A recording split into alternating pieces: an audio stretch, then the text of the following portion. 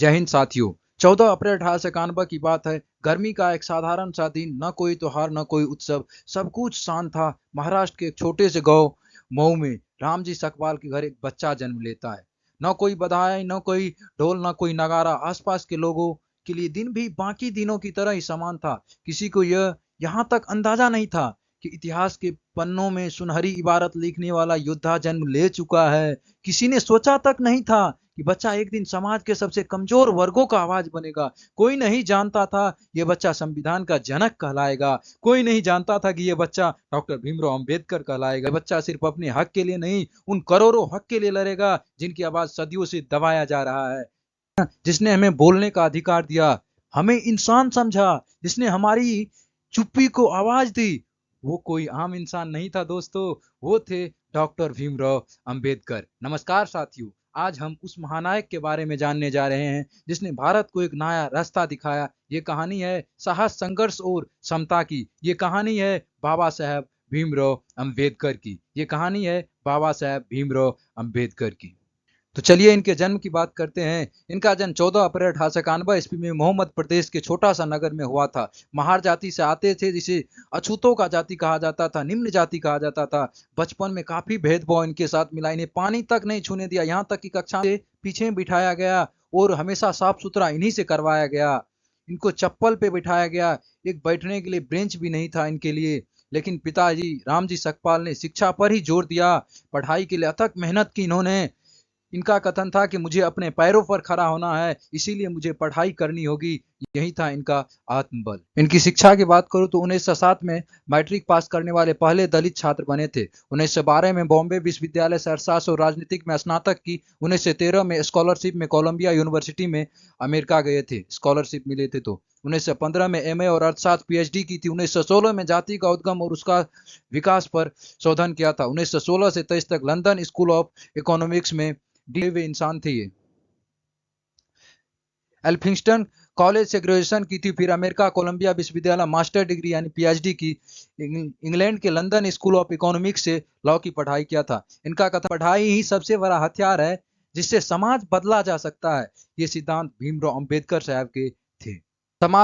सामाजिक संघर्ष की बात करूं तो इन्हें हर जगह से बहिष्कृत किया गया था।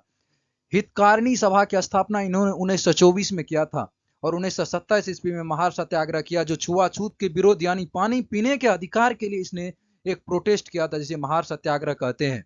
1930 में कालाराम मंदिर सत्याग्रह किया था, जिसमें मंदिर प्रवेश के लिए आंदोलन किए थे, क्योंकि मंदिर प्रवेश से ही छोटे जाति को रोका जाता था। पहले जात पात तोरक मंडल को संबोधित भाषण में जाति व्यवस्था की आलोचना इसने किया था। अछूतों के लिए मंदिर प्रवेश, पानी से अधिकार और शिक्षा के लिए इसने लड़ाई लड़ी थी। महार सत्याग्रह और कालाराम मंदिर आंदोलन जैसे नेतृत्व किया था। मनु स्मृति की सार्वजनिक रूप से निंदा की थी, क्योंकि उसमें दलितों को अपमानित किया गया था। इनका कथन था, मैं उस धर्म को कदापि नहीं मानूंगा जो इंसानों के बीच भेदभाव करता है।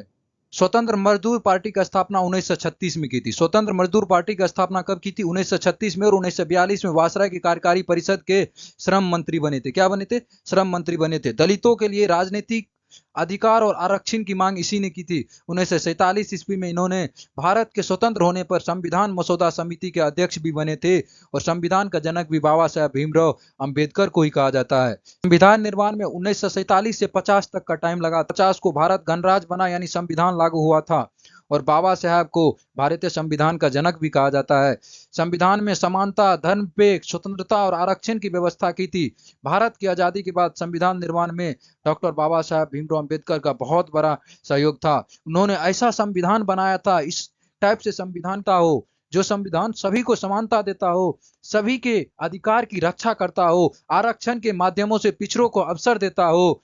इसीलिए इनका कथन था कि हमारा संविधान सिर्फ कागज नहीं है, यह एक भविष्य का सपना है, यह एक भविष्य का सपना है। और कि तुम्हारे हर सवाल का मुकम्मल जवाब हूं मैं, तुम्हारे हर सवाल का मुकम्मल जवाब हूं मैं, तुम्हारे हर सवाल का मुकम्मल जवाब हूं मैं, कभी वक्त मिले तो पढ़ लेना, भारत का संविधान हूं, भारत का संविधान हूं।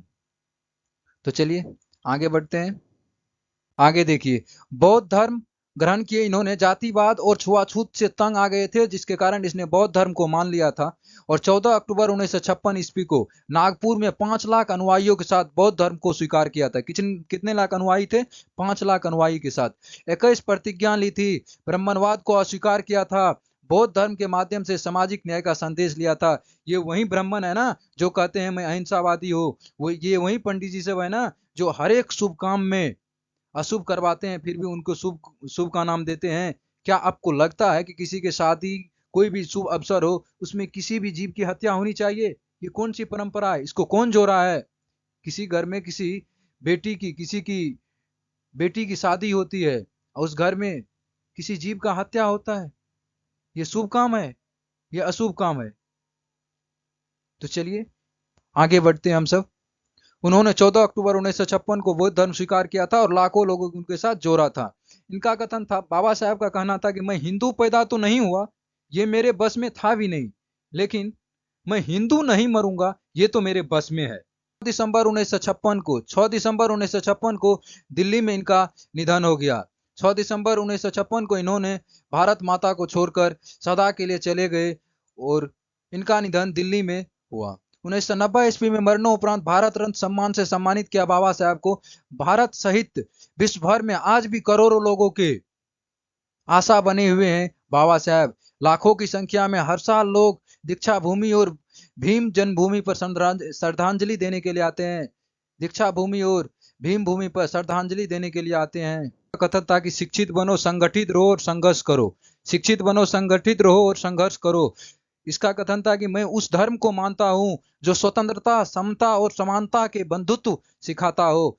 बाबा साहब का कथन था कि आपके पाँव में जूता या चप्पल हो या ना हो, लेकिन आपके हाथ में किताब होना ही होना चाहिए, क्योंकि शिक्षा एक ऐसी चीज होता है जो हर चीज को मुकब्बल कर देता है, हर चीज को आपका ही कथन है कि बुद्ध चरित्र और आत्मसम्मान यही है असली आजादी के स्तंभ। बाबा साहब ने हमें सिर्फ संविधान नहीं दिया, उन्होंने सोचने की आजादी दी है, लड़ने की आजादी दी है और जीने की वजह दी है।